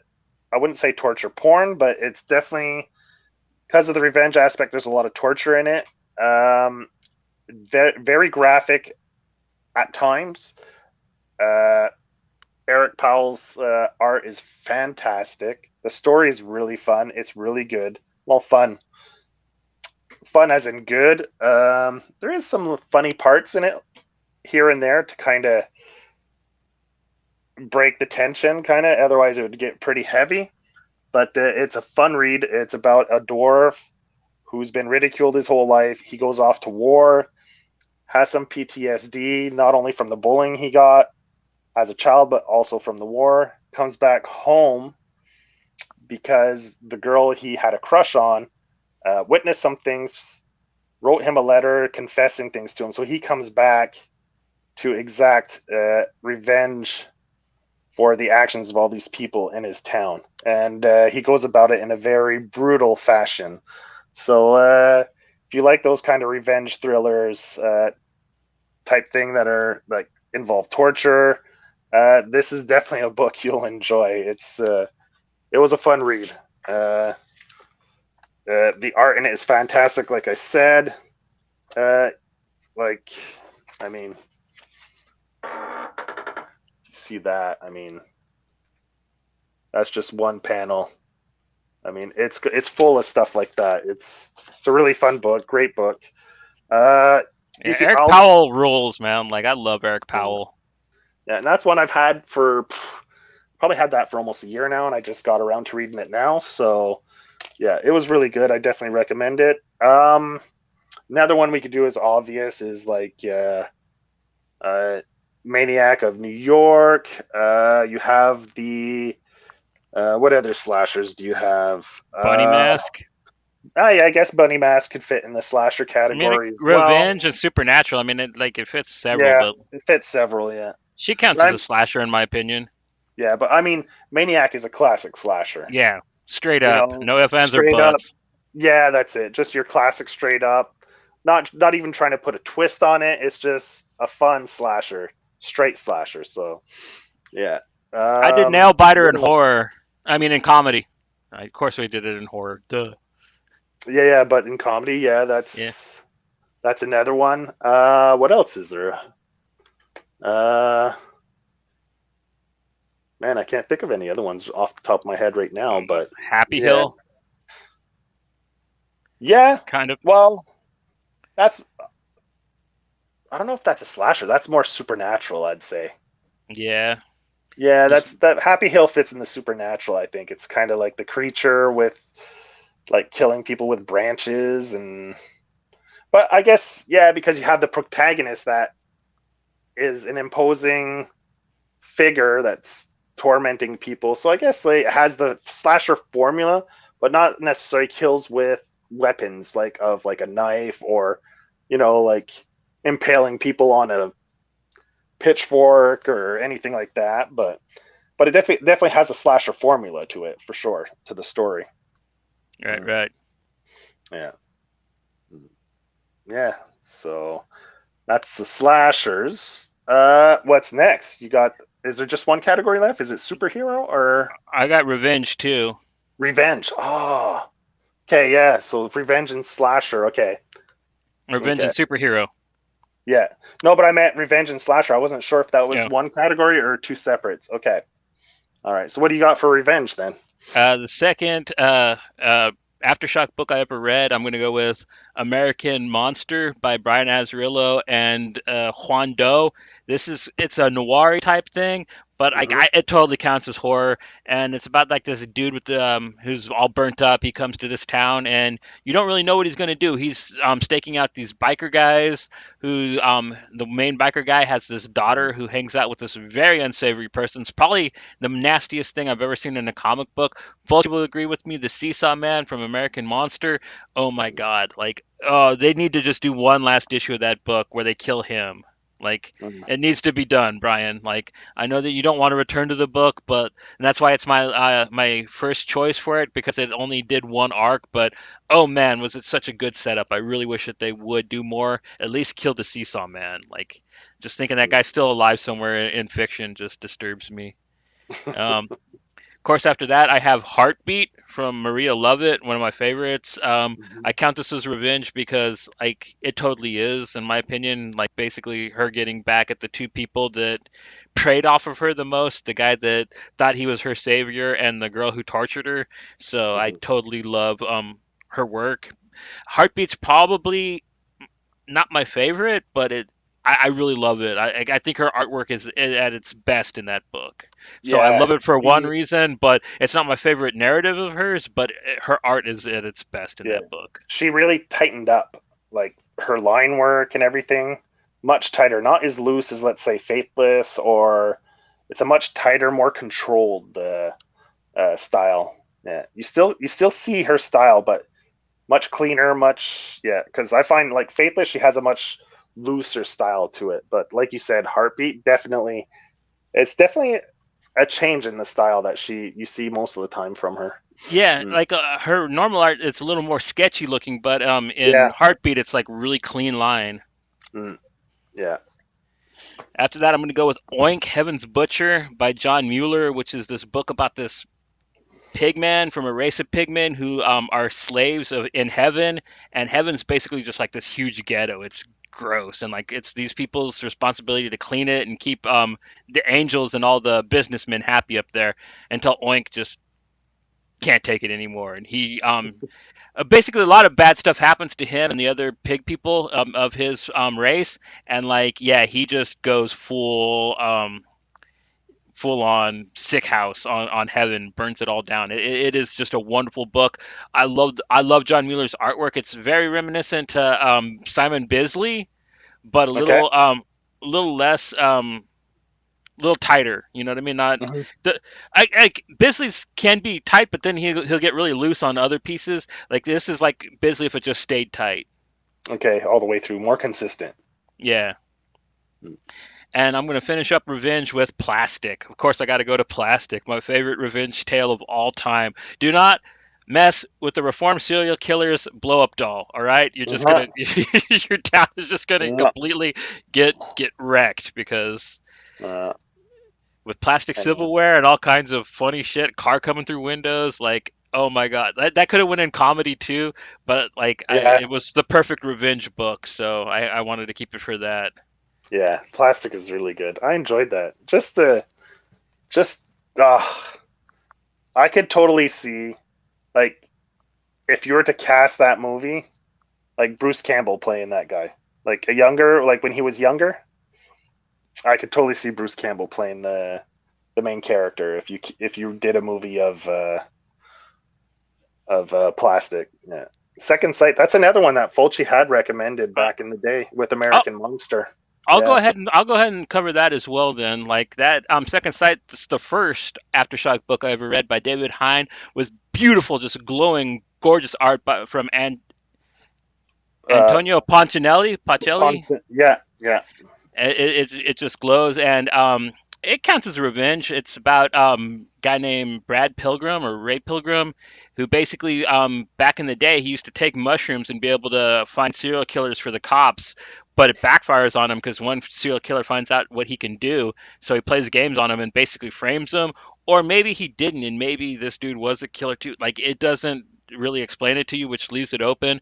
But at the same time, it's this really kind of neat noir tale about uh, really rich people getting up to the stuff that you always hear about really rich people getting up to that is really gross, and them having to uncover it. Meanwhile, like all this like horrific imagery is like just showing up to this poor man's brain all the time. I always say that it's like if Clive Barker did a season of True Detective, what you'd get, and that's what Second Sight by David Hine and Poncinelli is. Just Cool. such a good book. Like it's what really like made me a huge fan of Aftershock right off the bat. Like I went and picked up all kinds of their books after reading that. Nice. Nice. Cool. All right. I don't have anything because I put Revenge and Slasher in the same. So Okay. that's what I was going to talk about, big man plans. So that kind of fits both categories. So, yeah. Oh, well. All right. So, superhero. That's the last category. Yeah, man. All right. Let's see. I think I know one that you're going to say for sure. Yeah. So let's get it going, man. I know one that you're going to say for sure, without a doubt. I'll be fucking surprised if you don't say it. I'm going with first off Punk Mambo. Probably my Okay. favorite superhero Colin Bunn's ever done. She's just like this punk rock chick, kind of Constantine. That's Um, from a Valiant, right? Yeah, Valiant superhero. Mm. Well, Valiant's got the best horror superheroes, by the way, man. Like she's kind of a Yeah. spinoff of Shadow Man, like all their Mm. horror characters are. But Mm. she's badass. A lot of fun. She's got a couple one shots out and a whole one arc by Colin Bunn that you can get. I highly recommend it. Hmm. And then after that, I got another Valiant superhero called Dr. Mirage. Um, she Yeah. kind of she kind of goes and messes around in the Deadlands and kind of solves mysteries over there. She was written by Jen Van Meter and then also written by Max Visaggio. I did an arc of it. Really cool, really fun book. Asian American superhero kicking some ass in the. And this is where I get really horrific. 'Cause with my next one, is, of course, is Luther Strode by Ooh. Justin Jordan and Thad Moore. This one's about a kid who gets a book from the back of a comic book about how to become a muscle man in 60 days or something, and like he just becomes this roided out like masked killer and stuff, and like basically these other like horrific monsters throughout history come and try to take him down because they sense his power, and he's basically got to wreck him. It's really cool. I love Justin Jordan's stuff, and Thad Moore's art's just chef Yeah. kisses. So good. Mhm. Mm. Next up, I'm going to go with Burlap, which is a Kickstarter that I backed. This one's about a slasher that kills other slashers that are worse than him. He's basically like a good guy slasher. And there's a Basically, bad guy, it's like same idea as Dexter then. kind of, but this is like masked slashers. This is like, Yeah, yeah, like slashers going after mass slashers, so it's more of an extreme like yeah, this yeah, is yeah, more like on hack and slash level than hack and I'd say slash Dexter. style. Yeah, yeah, yeah, yeah. You Let's sent see. me that. Yeah, Yeah. I haven't gotten around to reading it yet though. Got really nice art in it, and I really like the evil slashers in it. They're a lot of fun. I like Hmm. Cottontail. He's like the main one. He's like this Easter bunny slasher with the Okay, Rabbit Mask. I don't know why I like Rabbit Mask so much, but but yeah, it sounds like a fun book. Like like the writer must have had such a great time coming up with all these different slashers, and then you get to make like slashers fight slashers, which would be even more. Yeah, which that'd be pretty fun. Yeah, the concept sounds like it's really fun read. Mm. and then I'm gonna go with Merrick, the Sensational Elephant Man, which is another Kickstarter I backed. It's a very Hellboy-esque type book. The art is very looks a lot like Hellboy, but Mm-hmm. this one's about actually the historical character Edward Merrick, the Elephant Man. But basically, he kind of gets roped into like kind of with this the doctor at the hospital he worked with is involved with the Freemasons, and he's got to solve all these occult crimes, all Hellboy style, and it's just a lot of fun. I really, really love the book. I think it's probably one of the best Kickstarters I ever backed. I love it. And I'm going to finish it off with what Joey knew I was going to talk about, Simon Dark by Steve Niles and Scott Hampton, which is just this really cool, fun book about a protector of Gotham City, a neighborhood in Gotham City called the Village. His name's Simon Dark, and he's basically like a Frankenstein monster type kid who is put together by all these different dead body parts. But also use black magic to do it, so he's got some kind of supernatural stuff on his side, and he basically has to stop this occult ritual from eating the city, eating Gotham, and it's a really cool book, man. Like it's one of the most slept on DC superhero comics I've ever read. It's up there with Starman and Shade the Changing Man and all the other really cool stuff that you never hear people talk about too much, but are some of the best shit DC's ever put out. Mm. And like I said, I mentioned it on another episode, but I think Clover Press is supposed to be putting out a collected hardcover edition of Simon Dark. So, mm. Clover, wow, Yeah, DC Clover just kicked it Press. loose. I think I remember seeing that. I'd have to go back and check, but I saw a solicit or an early solicit for Simon Dark, hardcover collected edition, or was it a Kickstarter? I can't remember, but it was through Clover Press anyway. Huh, Mm. I wonder if they're gonna keep it in Gotham City because they never show Batman, but they talk about him from time to time in the book. They like mention him type of thing. Mm. Kind of like they did in uh Hitman. You remember you read Yeah, Hitman, right, Joey? Where they kind yeah, of yeah, talk about yeah, Batman being around, but they never yeah, actually show him. yeah. Because you had mentioned Simon Dark on a previous episode, and I had just seen the thing about Simon Dark coming out in a hardcover that week. So I'd have to go back online and try to find that, and I'll see if it was a like a Kickstarter or something to put out a hardcover for it, or because Clover Press does a lot of Kickstarters for their books before they release, uh, like a lot of companies are starting to do now. Yeah. So that's actually you didn't say. I thought you were gonna go with. Thought you were gonna throw Constantine in there. I don't count him as a superhero. I don't care what DC tries to tell me. All right, fair enough. Fair enough. All right, I'm gonna go with a guy who actually wears spandex. I'm gonna go with Animal Man. Jeff Lemire's run is definitely heavy on the horror tones. So, and that was the first thing I ever read from Jeff Lemire. So, I love that Animal Man run with Jeff Lemire. It holds a special place in my heart. So I'm gonna go with that one. It definitely has a lot of like the body horror elements to it. It's pretty heavy on that. And Freeman's the artist, and I think his art style really lends itself really well to like the body horror and the tone of the story. So that's definitely worth checking out for horror. I mean, I like Ghost Riders, so all that's got like definitely always has like that over the top kind of horror style with the characters that he fights and stuff like that. Always like about demons and possession and stuff. So Ghost Rider is definitely a fun superhero horror Do you have a book. favorite run? You know which run I have to go with. I have to go with the Mackie. Back in the '90s, Danny Kitch. That's my Ghost Rider. Really? Okay. I Hey, hate to say it, but I like Jason Aaron's run. Jason Aaron and Danny Way's before him. Like yeah, Jason Aaron took over for Danny Way and Texera. Like that yeah, was yeah. the really grindhousey one. I enjoyed that one a lot. Well, yeah, that's it. That's not the Danny Kitch one. I think Texera came back because Oh, he came back for okay.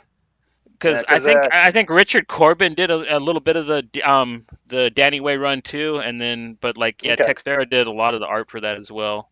okay. Well, I'll have to go check that out because I love the Texera's Ghost Rider art.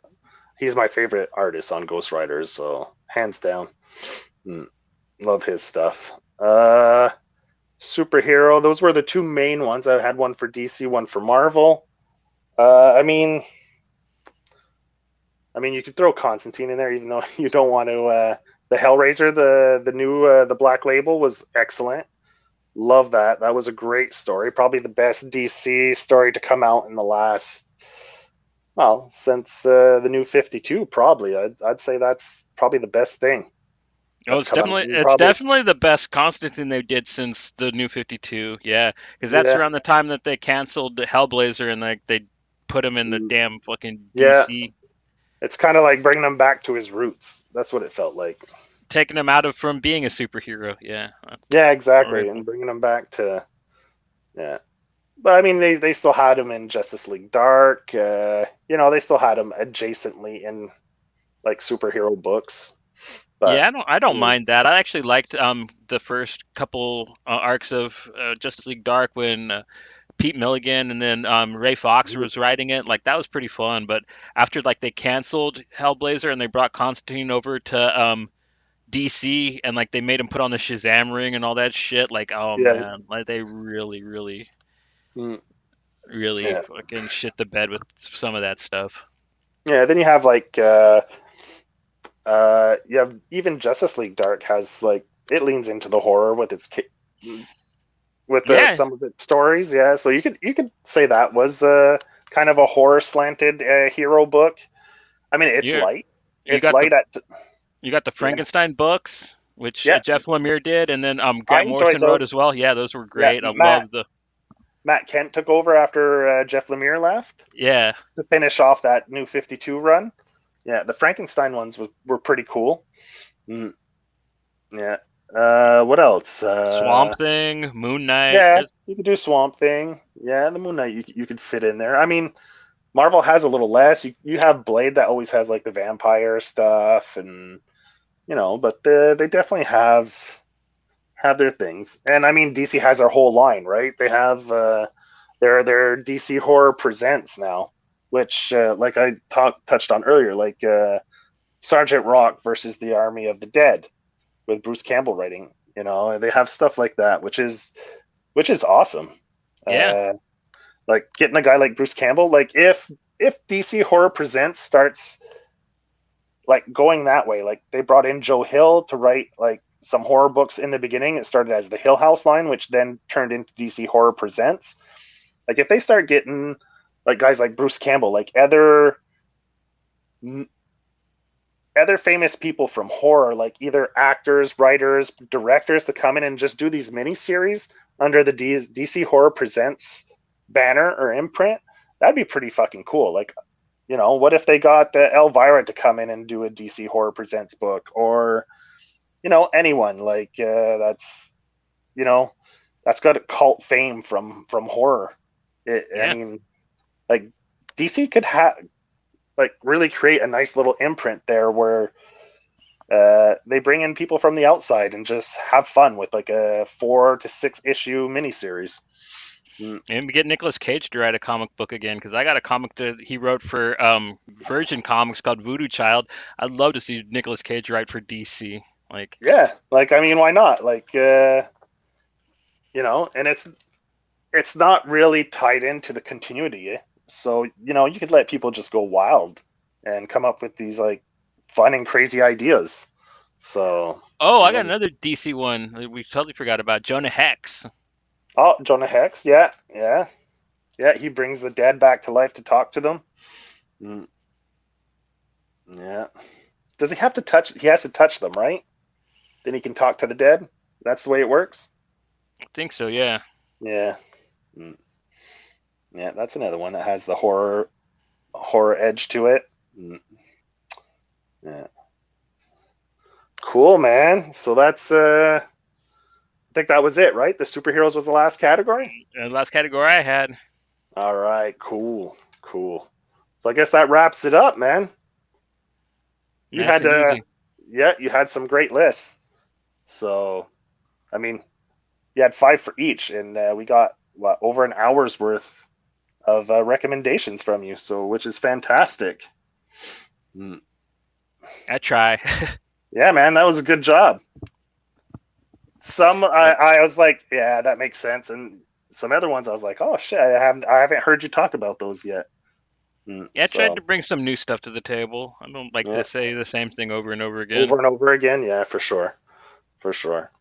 All right, so I'm gonna get this list put together. I'll post it on social media so people can go and try to find if they heard something that sounded interesting that they want to maybe check out. I'll make a list so you can have a quick reference to all the books Johnny recommended that we touched on.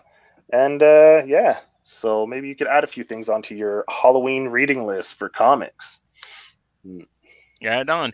And yeah, this was a really cool, really fun episode of the Pink Buzz, a product of graphic vandalism. That, of course, means that we want you to not stop reading, not stop watching awesome movies, and not supporting awesome music. And we will be back next Friday. And I'm not sure what are we doing next Friday, Joey? Next Friday, the House of Nerds is doing an open bar at 9 o'clock.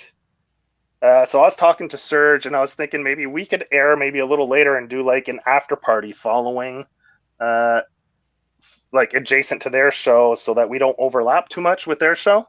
Nice. Okay. So yeah, I was thinking we could do the after party. It'll be an open bar with the House of Nerds, followed by an after party with the Pink Buzz. So we're working out the details on that. So we'd probably air a little later than we normally do, because they're going live at 9 p.m. for their open bar. So that'll be next Friday. We're going to be working something out with the House of Nerds. Okay. Yeah, Cool. yeah. And the week after that, we're going to be doing our first music episode. Music Fulci should episode. be Yeah, back, and hopefully we might be able to even get Fred the Savage on with us, which should be pretty fun. I like that old yeah. bastard. I sent him the date, but he hasn't. He's not sure about his schedule yet, but he's supposed to get back to us on that. Mm, mm. Still working out details for that for the title Yeah, of the episode, but yeah, but yeah. Grim Cuddy freestyle, man. I told you that's. yeah, yeah. Man, like I said, I don't know if we can consistently do bad shows like that movie. I mean, it's you could do a stinker every once in a while, but man, to week in and week out do a stinker every time. Oof. Fascist. Took my phone. Fascist. Yeah, yeah. It took my. Oh shit. But all Well, right. If you guys like the show, please leave a like. Subscribe if you haven't. We'd really appreciate it. Joe, you got anything you want to say? You want to throw another shout out to the shirt guy? oh yeah, Anthony, uh, Kevin Anthony Catalan, Space Knights, man. Go check out his book. We have the link in the descriptions. Go check out his stuff. It's definitely worth checking out. He's a extremely talented cartoonist. So go look at his stuff and help support him. Right, right. And with that, we'd like to bid you all adieu. Have a wonderful weekend.